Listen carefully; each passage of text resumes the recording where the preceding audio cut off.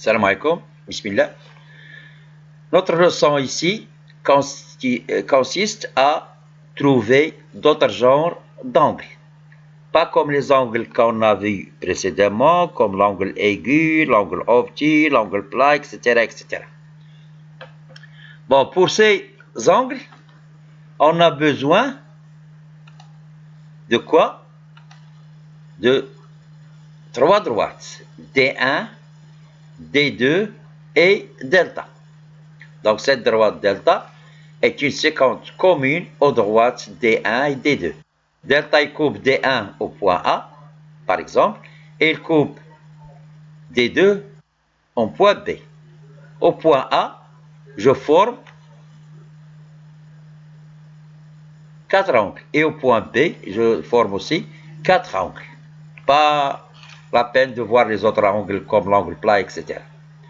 Bon, je vais voir ces deux angles, de quelle sorte ils sont. Ces deux angles, on les appelle des angles alternes internes. On va voir pourquoi. Pourquoi alterne et pourquoi interne. Bon, la droite delta, il constitue deux zones. Zone qui est à gauche et zone qui est à droite. Donc là, l'angle ici en rouge et l'autre en rouge en bas, ils sont de part et d'autre de la séquence delta. C'est pour ça qu'on dit des angles alternes. L'une à la zone droite et l'autre à la zone gauche. Interne, pourquoi?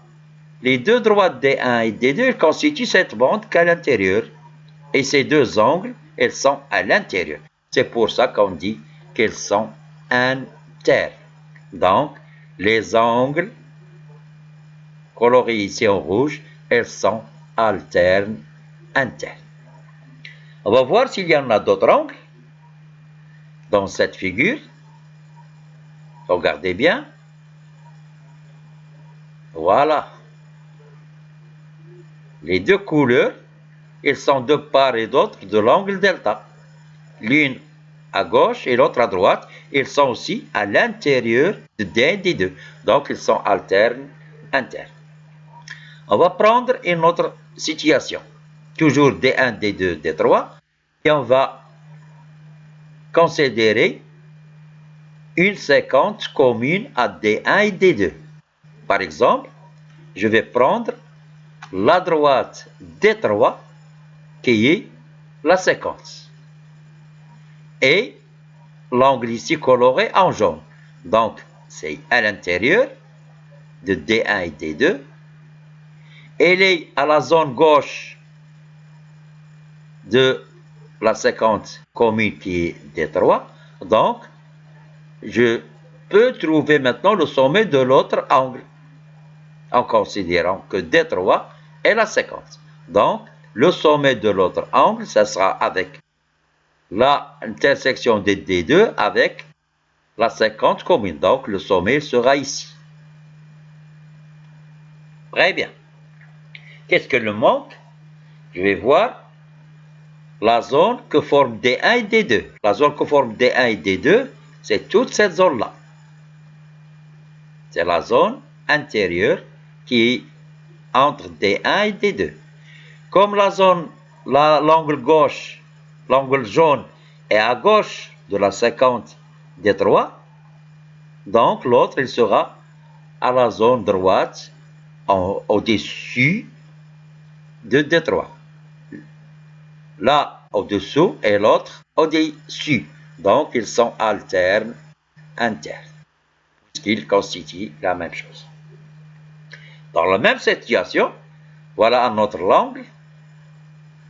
Ils sont tous les deux, ces deux angles colorés en rouge, ils sont tous les deux à l'intérieur et de part et d'autre de D3. Donc, ils sont alternes, internes. On va voir une autre figure, mais maintenant, je considère D1 qui est la séquence. Voici l'angle jaune.